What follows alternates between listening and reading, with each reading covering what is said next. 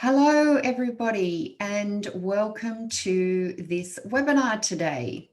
We have got a lot of information for you, and I'm actually going to share some of the results of my thesis with you.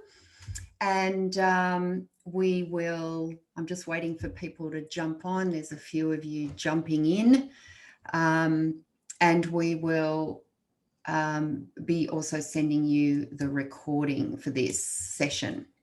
So we'll have plenty of time for questions at the end, and that means, that we'll answer you. Now, if you want to pop up any comments during the session, please do, because I'd love to know your background and why you're here. Have you had problems falling pregnant before? Are you just sort of looking into it now? Is this what you're what you're doing in terms of your preconception care? Do you know what you've been doing? So all of these, I think these questions are really interesting in terms of where you start and what you've been doing. So hopefully this presentation will give you some good information to go forward. Okay, so let me share my screen. I'll share.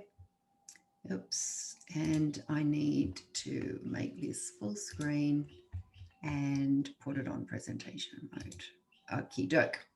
All right, so I guess I love the saying, new year, new rules. So if you've had problems in the past, I think it's really important to really think about what you have been doing, how have you been preparing for pregnancy, and what might you need to do differently to help you fall pregnant and stay pregnant. And for some of you, you find it very easy to fall pregnant, but you may not be able to stay pregnant and therefore may have had multiple miscarriages in the past. So my name, for those of you that don't know me, is Carolyn Ladowski, and I'm the founder of MTHFR Support Australia. And I began working with fertility patients probably about 12 years ago now. And the interesting thing is, I've always checked bloods, and I've made sure that I really understand what the bloods are trying to tell me. And I found that many patients I would see this high, red cell blood count. And I think, why on earth have they got that? That's really weird. So it wasn't until a lot of researching that I became to understand that perhaps there was something else that I needed to look at. And so I discovered the MTHFR gene, and I found that a lot of the patients that had high folate in the blood actually did have a problem with red cell folate and MTHFR polymorphisms. So we're going to be talking a little bit about genetics today, but I'm going to give you a bit of a background on what I think are the major issues when it comes to fertility. So my mission particularly is to see if we can reduce the number of miscarriages worldwide. And I'd really like to empower you to know what makes a difference and what doesn't. So if you know more information, you're much more able to say, no, I don't think that information is relevant to me. And if someone or a specialist or a doctor is telling you something that you believe is not correct, or you can show them the information that I'm sharing with you today, then I think that goes a long way towards, people having more information.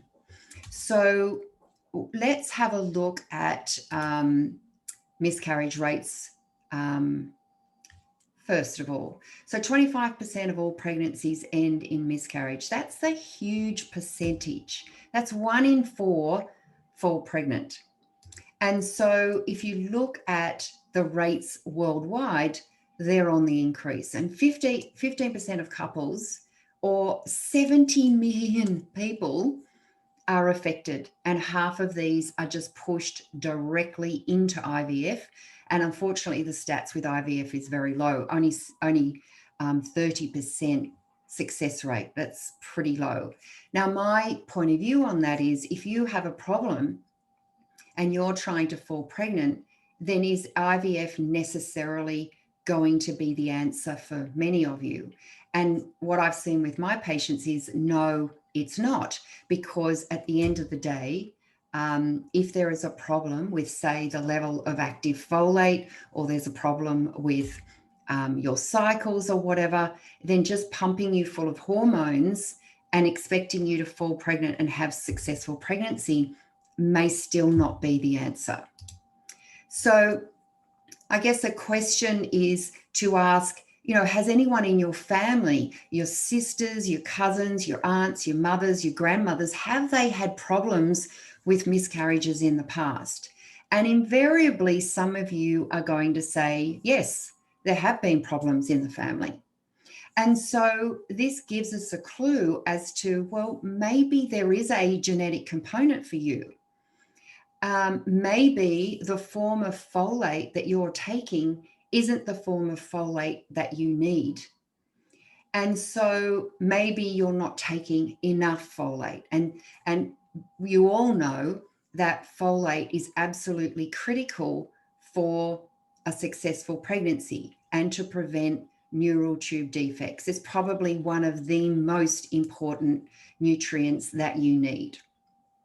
So our folate and our discussion around folate today is super important, and you understanding the different forms of folate will help you understand what you should be taking. So there are 3 general forms of folate, and it's very confusing because scientists, doctors, everybody out there, GPs, specialists, they talk about folate when in reality they're mostly talking about folic acid. So folic acid is the synthetic form of folate. It does not exist naturally. It's made in a laboratory, and the reason it's used in supplements and fortification of foods is because it's man-made, it's very stable, and it's cheap. Now, folinic acid, the one you see in the middle, is an active form of folate. And the one that you see on the right, 5-MTHF, is the only biologically active form of folate there is. So folic acid, your body has to go through some metabolic steps to convert it to 5-MTHF, which is a biologically active form of folate. And I'm going to refer to that for the rest of the presentation as methylfolate. Folinic and 5-MTHF, when you take it, don't need to go through the same enzymatic steps as folic acid. You still have to get folinic to be converted to 5-methyl. So in my book, taking 5-methyl or methylfolate is a better option for many of us because some have genetic SNPs that might affect that last conversion. And why wouldn't you take the only biologically active form over folic acid? So if we explain just quickly biochemically what this means, when you have folic acid, you can see it up the top here, it comes into the body, and this enzyme, DHFR, or dihydrofolate reductase that we call it, is what converts it to tetrahydrofolate. But our dietary folate does not need this enzyme to be converted to tetrahydrofolate. And we then to convert it all the way down here to make our biologically active form methylfolate. And here's the MTHFR gene, which is the gene that does it. So this gene controls the amount of active folate that you have got in the body. So why would you take a form of folate that your body has to convert a long way, all the way down here, to get the biologically active form, methylfolate. So these, now by law, in the US and in Australia and in many other countries in the world, we have to fortify our foods with folic acid, right? So every bread packet that you see, every commercial bread that is made that you see on the supermarket shelf has to have folic acid by law. We also have breakfast cereals fortified with folic acid. Now, what the research says is when public health policymakers originally said we need to fortify folic acid, they did that because there were a lot of poorer communities that couldn't afford prenatal supplements, that couldn't afford to eat leafy green veggies to supply the active folate. So they said, let's fortify foods so that these people can get an amount of folic acid to stop neural tube defects. And did it do a good job? Absolutely it did.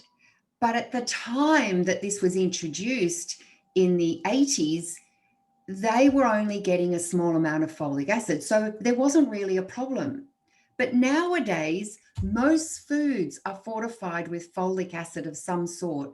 So we're getting way more than we ever should get.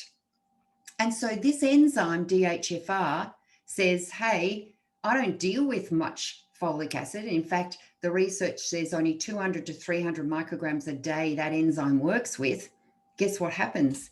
This enzyme slows down or gets inhibited, which means you're not shunting your folate down to make biologically active folate. And in my book, that's a problem. So I just wanted to share with you, I've just finished a thesis and we looked at the form and dose of folate that practitioners here in Australia were giving people who had had miscarriages, who also had MTHFR polymorphisms. What form of folate, what dose of folate were they giving them, and what was the outcome? So we had 12 cases, and you can see there are a number of cases here and the different age brackets. So we had one lady, 26 to 30 years of age. We had 5, 31 to 35 years. We had 3, 36 to 40, 2, 41 to 45, and 1 who was 46 plus. Now, you can see the level of miscarriages that each of these women had coming into this case series. You can also see the number of IVF attempts that some of them had. Now, when we looked at these, all 12 had MTHFR polymorphisms. 1 was homozygous for C677T. 5 of them were heterozygous, and I'll explain what that means in a minute. None of them had homozygous A1298C. 2 were heterozygous, which means they had 1 copy, and 4 were compound heterozygous, which means they had 1 copy of each. Now, what happened was that they came in, all of them were still having folic acid-based supplements, and many of them were on folic acid-based foods, and a couple of them were having folic acid-based supplements. What the practitioners did is they said, remove all folic acid, right? So take it out of your food, take it out of your supplements, and avoid any foods fortified with folic acid. And what we're going to give you instead is the biologically active form of folate, methylfolate. Okay, so that's what they did. So all the patients were prescribed methylfolate, and the average dose across the 12 cases was 2,325 micrograms. Now, most of you here are probably only taking 400 micrograms a day, and you're probably only taking folic acid. So what we found in this case series is that the level of folate was way higher than the recommended dose of 400 to 500 micrograms a day. 5 patients were given a combination of the methylfolate and the folinic, and the average folinic was 670 micrograms a day. And the patients who were considered to be high risk and who were IVF and homozygous for MTHFR, they were told by external practitioners to take high dose folic acid, 5,000 micrograms a day. And so each of these patients were told by the practitioners, stop your 5,000 micrograms and go on to 5 MTHF. Now, so this is the average. So these are the 12 cases. These are the doses of 5-methyl that the patients were taking, and these were the folinic. So you can see here that the doses are quite high. We had 1,400 micrograms, 3,500 micrograms, 35, 38, 38, 1,800, 1,600, 3,500. You can see that the doses were quite high, and every single one of them were given the methylfolate. Now, of the 12 cases, all had been diagnosed with infertility coming into seeing their practitioner by an external specialist or GP. The results were, by changing the form of folate and changing the dose of folate, of the 12 women, 11 fell pregnant. One of those 11 miscarried, but she was on the lower dose of folate. She was only taking 500 micrograms, and we had 10 successful live births. Now, keep in mind, every single one of these had A, been diagnosed with infertility, and B, had had IVF and multiple miscarriages, or had unsuccessfully fallen pregnant. So we only had one that did not fall pregnant, and we had another one that had miscarriage, but we believe it was probably because she was on the low. So here you can see that all of these women, so this woman had had 1 miscarriage, 3 failed IVF, one here had 5 failed miscarriages, 2 miscarriages, 3 failed IVF, 2 miscarriages, 5 failed IVF, 2 miscarriages and 1 trisomy baby that obviously miscarried, 3 miscarriages, and it was only these 2 that did not fall pregnant. This woman had never fallen pregnant, even with 4 failed IVF, so there may have been other factors going on. But this woman did fall pregnant, but you can see she has the C677T, and she was only on 500 micrograms, whereas all the other C677T were on way higher doses than her. And we think that was probably a factor. So really quite amazing backgrounds of all these women. 83% of the women of the 12 cases had a history of miscarriage. So that was pretty amazing results from this case study of my thesis. So I thought I would share that with you. So I wanted to give you just an example of one of our, I've got another case coming up in a minute, but this is Jenny. She was 36 years of age, multiple miscarriages, usually before 12 weeks of gestation, mostly via IVF, and she was on multiple herbal formulas from her naturopaths and nutrients. She had lots of nutrients. But it wasn't working because she was falling pregnant okay, but she was just miscarrying all the time. And you know, interestingly, she wasn't necessarily doing anything wrong, but nobody had really evaluated her genetics to look at, well, is there something wrong with the gene that makes this biologically active folate? Was there a problem? And what we found is that there was, and she had the MTHFR gene mutation. And so did her husband. So what we did is we took her off most of the supplements she was on, got rid of the folic acid out of the diet, balanced key nutrients. But the key thing that we did is we gave her 10 times the amount of folate that she was on, and we gave her the biologically active folate, methylfolate.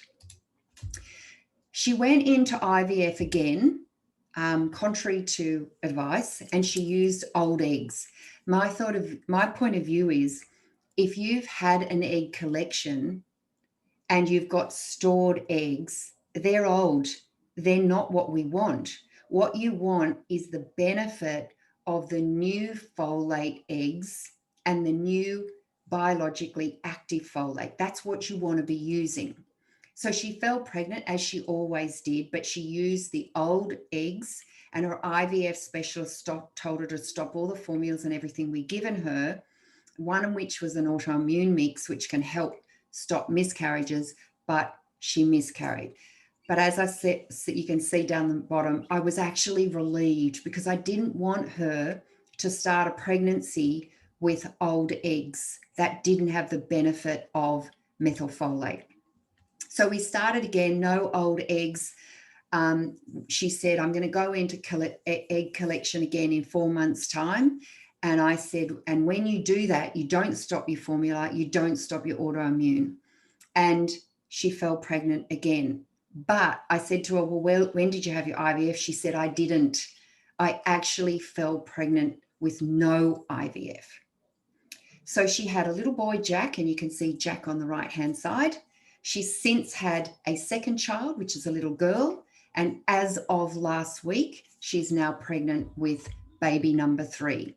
So here's a woman who had multiple miscarriages, failed IVFs, and in reality, the problem was she wasn't taking the right form or the right dose of folate.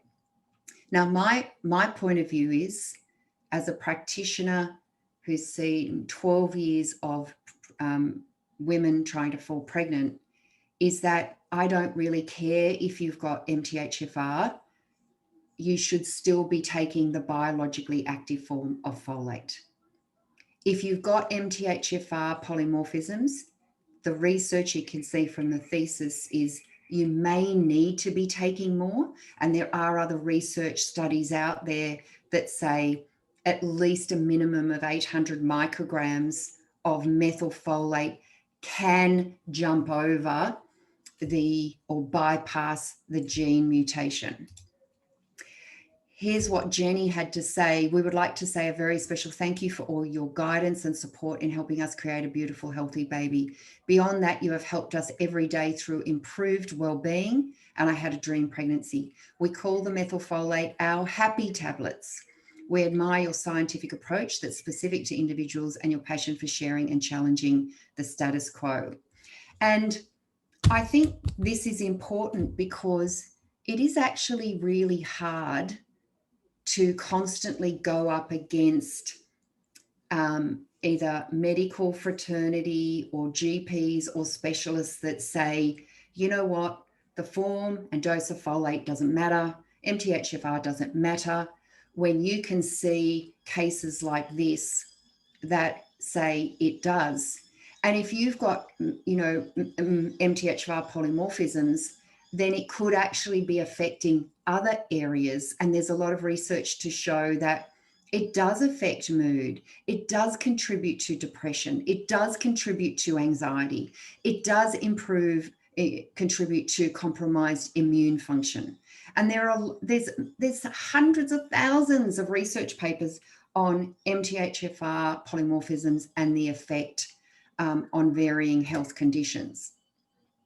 Now, we all know that there can be many different issues when it comes to falling pregnant, and there can be hormonal imbalances.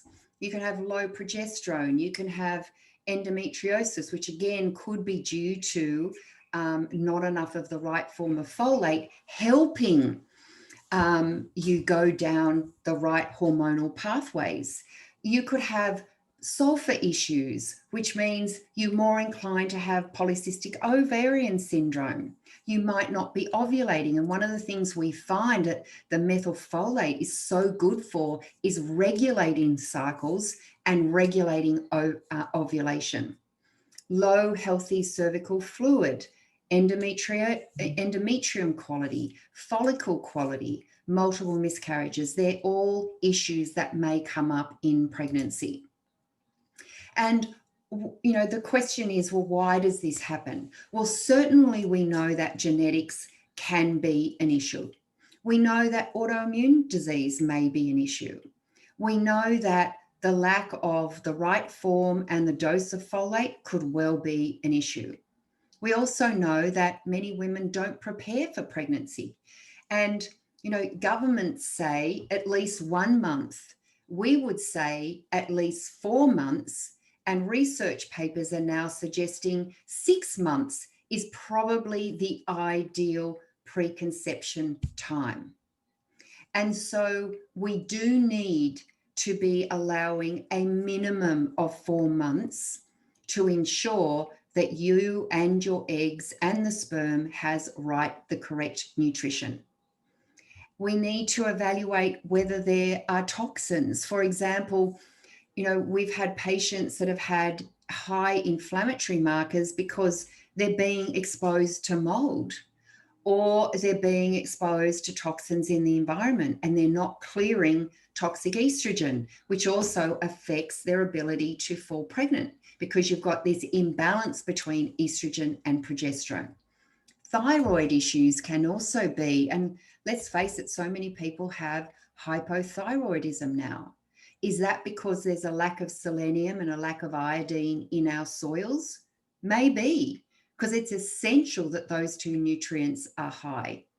Can we rely on diet anymore to provide us with the nutrients that we need? No, we can't. So we know that folate is really important. Neural tube defects, the quality of the sperm, clotting disorders, autism, ADD, allergies, low birth weight can all be associated with a lack of folate. And particularly, you know, if you are lack of folate when the child is in utero, that can actually affect behavioral issues once the baby is born. So going for those 4 months minimum is critical to the health of your baby, not only in the short term, but long term. And what the research is saying to us now is if you are methyl deficient in pregnancy, it could actually lead to diseases, chronic diseases in your child in adulthood, which is really super interesting. And in fact, there are some research studies that say not only you in pregnancy, but your mother in pregnancy and your grandmother in pregnancy. So it can actually be multi-generational. And because our environment right now is so much more toxic, and so there's so many more environmental issues that we're dealing with, and our detoxification systems are, you know, under stress all the time, it becomes even more important for us to do this than it did, say, our grandmother or our mother.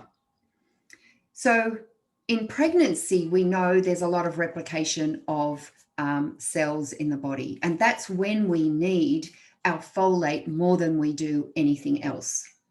And so we have to make sure that folate levels are good, and therefore any gene or any enzyme that controls the level of folate, we have got to know whether or not we've got a problem in. And this is where the MTHFR gene comes into play. So MTHFR stands for methylene tetrahydrofolate reductase. Remember, we said the active form of folate is 5-MTHF. Well, that stands for methyl tetrahydrofolate. It is the active folate that this gene that makes the enzyme makes. That's all you really need to know. The MTHFR gene makes your biologically active folate, the only biologically active folate in the body that you need for preconception and pregnancy. Now, sorry, this is not that clear, but again, it's the same chart we looked at before to say your body has to go through a lot of steps to make this methylfolate. So in our book, if you can take a prenatal that has this, you are better off because you are taking what the body needs. And if you have the MTHFR gene on top of that, you may need more. Now, this methylfolate that you are making is actually a super switch. It provides the body's ability to make what we call a methyl group, which is this little guy on the right. It's a carbon surrounded by 3 hydrogens with an open arm that latches onto your amino acids, your proteins, your enzyme, and the DNA in every cell to say, okay, guys, off you go. It's the master on-off switch, mostly off switch. For example, cancer-promoting genes are turned off with methylation. And methylation in the body is actually associated with, or a lack thereof, is associated with a lot of different conditions. Now, this is not the be-all and end-all list. There are many others. But these are things in the research that says to us, well, if you have a lack of these methyl groups, you could potentially have problems with this, particularly in a high stress environment where we use these methyl groups a lot. So the more stressed we are, the more we use these methyl groups, the more we need to replace them. Now, it's really interesting, this chart that you can see here. It's a great example of why we need to look at the male side of this and not just the female. Because all too often, it's the woman that does all the preconception care and the male does nothing.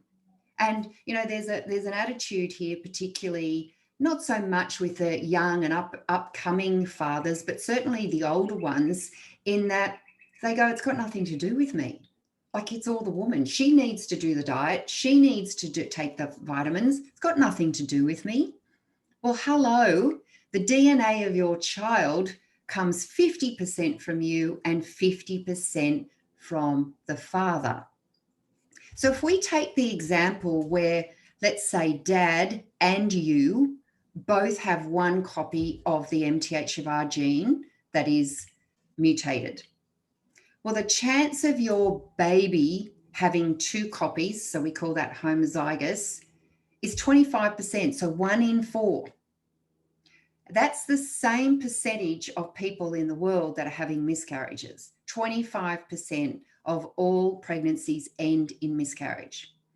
If your baby has 2 copies of the gene, it is more likely to miscarry if yours or your partner's folate is low.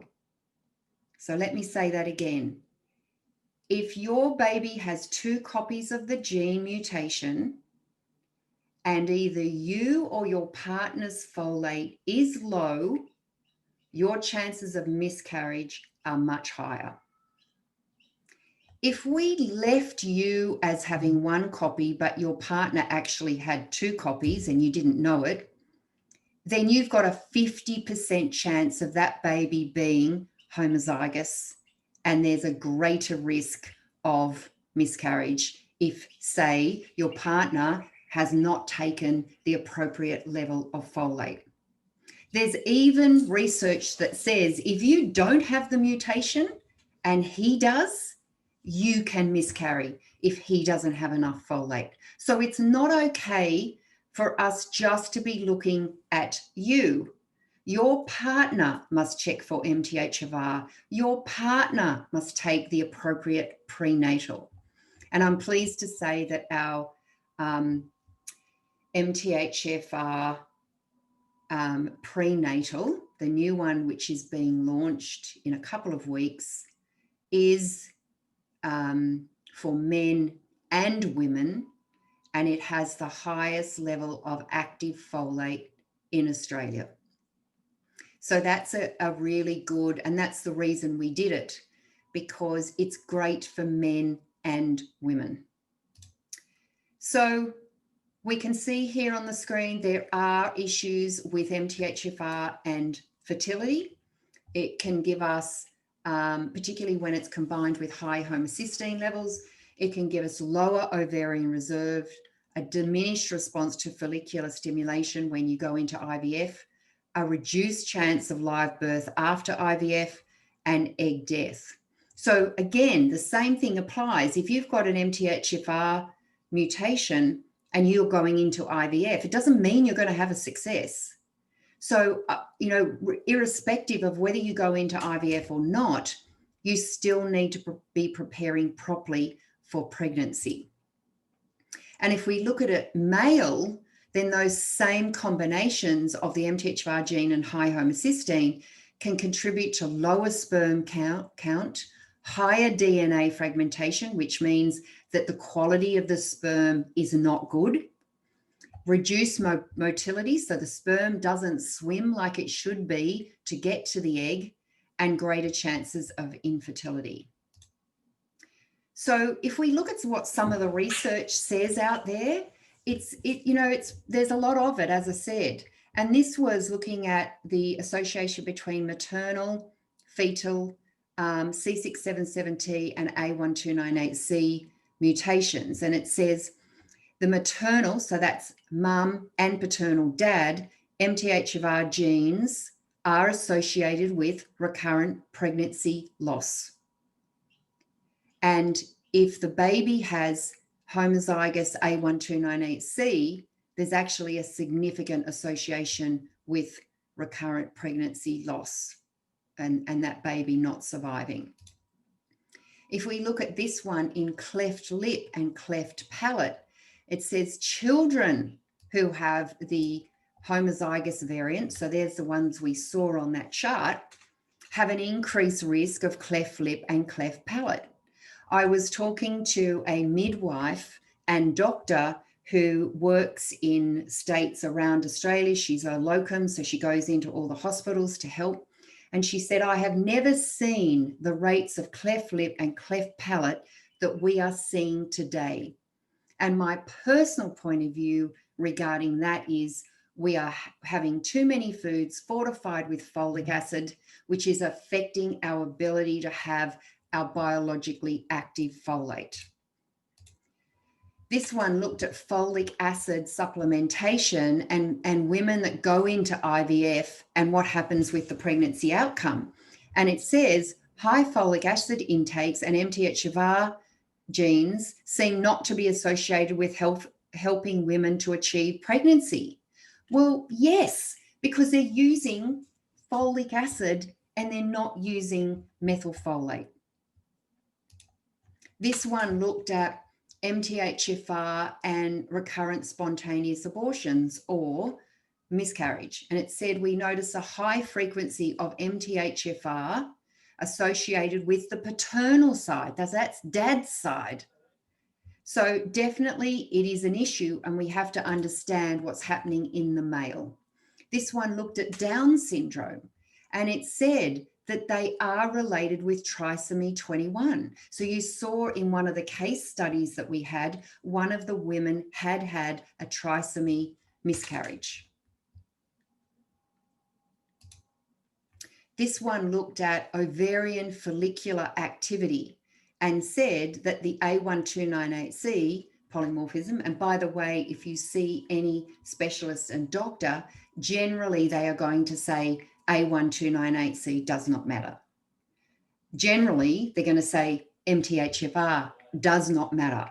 But you now have these, and you'll get a copy of this presentation, you have these research studies that you can show them to say, yes, it actually does matter. It's actually associated with higher FSH levels. Now, people will look at your FSH levels, some of you, and go, well, it's over 10, that's not good. But you can say, well, I have the MTHFR polymorphism, and therefore the research says I'm more likely to have a higher level.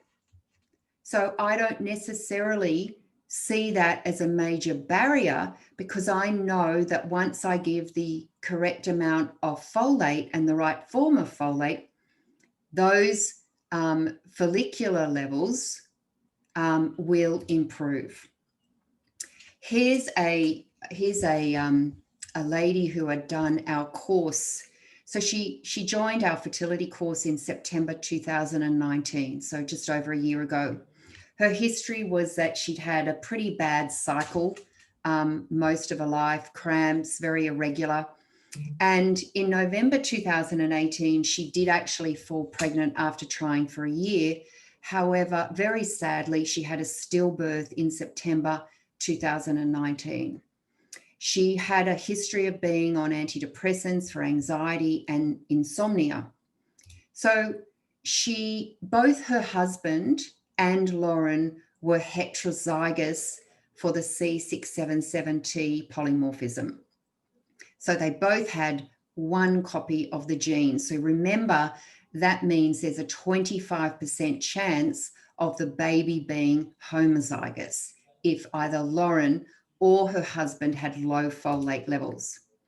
So they both progressed through the course material, attended all the Facebook sessions. We put together a protocol for both Lauren and her husband. We gave her active folate, really good levels of active folate, way higher than she had been having before. We gave her all the other nutrients that we thought was super important that's part of the course: phosphatidylcholine, DHA, antioxidants, hormonal support. And they were so diligent. They did all the work. They changed their diets. They prepared in the 4 months, September, October, November, and December. And she tried to fall pregnant. We said, okay, you're ready to go. Try to fall pregnant in January. So this time last year, and first go, she actually fell pregnant, which was awesome. We were worried about the stillbirth, so I reviewed her genetics further. She had a full genetic report. I looked at a lot of the SNPs that could cause issues with the placenta. So if we see that late term stillbirth, we know that we've really got to work on the health of the placenta, increase nitric oxides, nitric oxide levels, and really support that healthy placenta, healthy blood flow. And she's actually in the States, so we made sure that her OBGYN kept a very, very close eye on her. I saw her regularly, and it was a very, very stressful time for her, understandably. But I'm delighted to say that she gave birth to her little boy. In fact, the exact date was the 25th of September last year. And there they are with their little bub, which is absolutely fantastic. We've also had another little member join in December. And the mum, she posted this on Facebook saying, after 2 years of trying, 2 losses, 4 rounds of IVF, and then finding the MTHFR preconception and pregnancy course, our little rainbow Ruby joined us Earthside on the 31st of October. We feel beyond blessed. To all of you, this course helped me so much, and I truly hope that you are all blessed and it helps you too. I had almost given up hope and at times thought this day would never, never be part of my life story. Baby dust to you all, which is really lovely. And so I believe that if you take the right form and dose, I will put there, of folate, your chances of falling pregnant and staying pregnant increase significantly. So what should you do? All right, so for some of you, you are going to have had multiple miscarriages. For some of you, you haven't tried yet. And so you're here because you just want to know the best thing to do. But some of you will have had major issues with either failed IVF or multiple miscarriages. And so I believe you've got to do things differently. You can't expect to do the same thing and end up with a different outcome. I don't think anyone going through pregnancy and trying to fall pregnant should do it on their own. I created the Preconception of Pregnancy course for a reason, because I want to touch more people. I want to spread the word. I don't actually take new patients anymore. So I wanted an opportunity to really guide women through this and give them a voice and give them a group that is supportive, that they can then get the help, support, and guidance that they need, because it is no longer really simple as take a prenatal, you'll fall pregnant. As you can see, 70 million couples around the world don't do that. 70 million, that is ridiculous. So we've got to be doing something wrong. We've got to be doing something better than we're doing, because 70 million couples should not be having problems falling pregnant. So as I said, I don't take on any new patients. I just don't have the capacity to do that.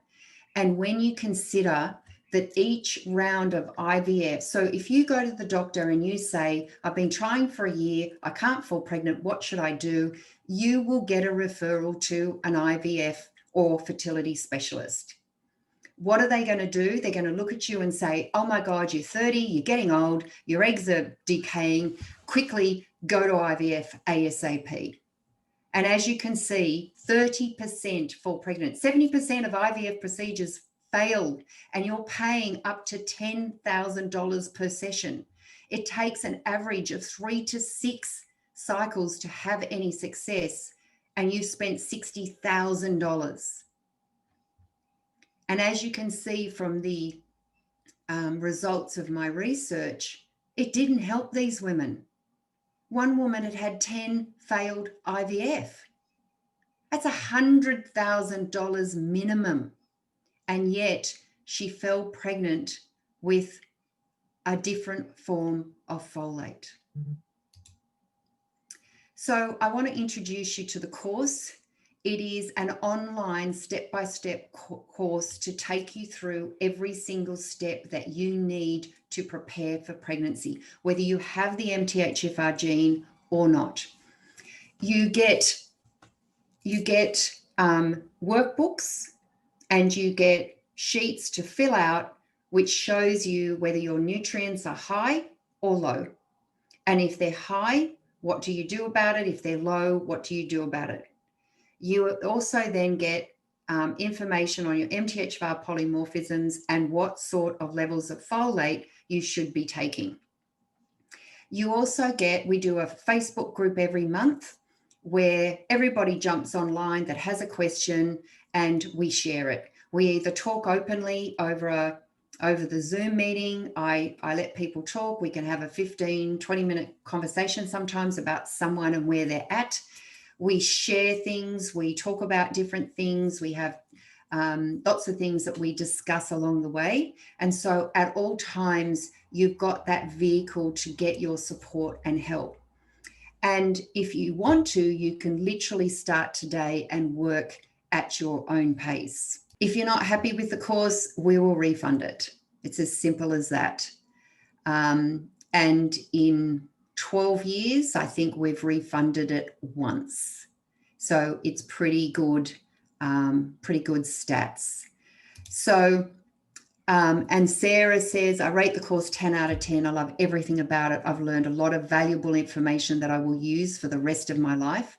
And I've been able to help family members and friends with passing on this information. I have fallen pregnant. Carolyn, this has been a fantastic course. Please write another one. So it is the only kind of course in the world, because this is what we do. We are the specialists in this area. We look at your genetics, we look at what level of folate, and this is something that I am truly dedicating the rest of my career towards, to make sure that every single woman knows that she really should be taking a different form of folate. So Neve is going to put into the chat box the link to this special offer. For those of you that want extra time, there, Neve's put it in there. If for those of you that want extra time, you'll get an email after this, and you've got 24 hours to take up that course. So I love doing this. It's, you know, when you get little cards like this from people in the course showing you their little bubs, knowing the struggles that they have had, it is really, really rewarding. So I'm just going to open up to a few questions. And Jolene has some questions. Why are some people prescribed a combination of folinic and 5-methyl instead of 5-methyl only? That's a really good question. I personally prefer to do just methyl for the very reason that many patients, particularly fertility patients, I discovered, have mutations in another gene called MTHFS. And like MTHFR helps you make methylfolate, MTHFS helps you make folinic. So if you've got a mutation in that, I don't think giving folinic is a good idea. And many of my patients had that. When I started to look at the genes that my patients were having, fertility, the infertility patients were having, I noticed that a lot of them had MTHFS mutations as well. So I made the decision a long time ago, unless there's a major issue and they can't take methylfolate, then go with methylfolate as your first option. Now, some people do respond initially negatively to methylfolate, and there's a few reasons. It's because they have something called a methyl block. So it either means they don't have enough B12, maybe they're vegan or vegetarian, or they've got a lot of gut issues and their B12 is low. Maybe they've got a lot of gut stuff like candida, which does definitely affect this enzyme that uses your methylfolate. So there's usually a reason why you can't do a lot of, can't take methylfolate. So once we address that, most people can. So my personal point of view is that you take the methylfolate. And then Jolene goes, what is the recommended dose? So the recommended dose by the federal government is 400 to 500 micrograms of folate, but they usually say folic acid. If you have, so in the course, what we've got is a spreadsheet that shows you if you have this mutation, you should be taking roughly about this. And what we like to do is sort of look at a combo of genes, which you can easily test for, and say, right, if you have this and this combo, try for this. If you have this and this and this combo, try for this. And if you have this and this, you try for this. So I know it's a horrible answer, but it really does depend on the combinations of genes that you have, Jolene. So it's just, and everybody is slightly different, but we do have, and you can see from the research that the levels that practitioners are pushing is sort of in the upwards of 2,000 micrograms. So that's why I believe you need help along the way, because yeah, look, Jolene, I really think that every woman and male should at least know if they've got the MTHFR gene. Now, let me show you how to test for that. If I just go out of this and we go into our website. So if you go into mthfrsupport.com.au, and you go into shop. This is for those of you in Australia, and you go test kits up the top, or you can just go here, test kits. And this is the MTHFR gene, just that on its own. And it's a mouth swab, and you simply just collect saliva from inside your mouth. The kit's sent to your home. You then send it back, and then we'll send you the results. Now, if you're in the US, then you would go to MTHFRGeneSupport.com. You go store, shop, and you will do the same thing, MTHFR gene test kits, and you can test for the MTHFR gene on its own or combination with the COMT and MTHFR. You can also do a full methylation panel. And so for those of you that have had significant issues, falling pregnant, maybe miscarriages, failed IVF, I'd recommend the gene test kit, and so the methylation. And if you haven't, then I'd probably recommend the MTHFR and COMT. Now, for those of you in Australia that would like to do the methylation gene test kit, just email Neve, admin, at this one here, admin at MTHFR Support. So if any of you have questions or you would like more information, please don't hesitate to email us on this email address, and we will give you all the information that you need. All right. If you're not living in the US or Australia, Jolene, email again, and we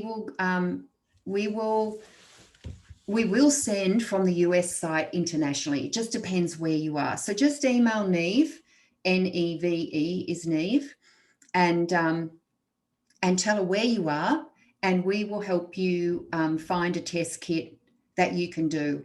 And we will send from the US site internationally. I just need to make sure that your country is included in our distribution network. So just let us know, Jolene, and we'll help you out with that. All right, does anyone have any other questions, comments, any issues, anything they want to share with the group? If not, we'll leave it at that. You will get the recording, you will get a copy of the presentation, and you will get the special offer sent to you via email. All right, thank you so much. Take care. I hope you found this information really valuable. Please, please share this information with people and women and couples that you know, because it is so incredibly important that they know that.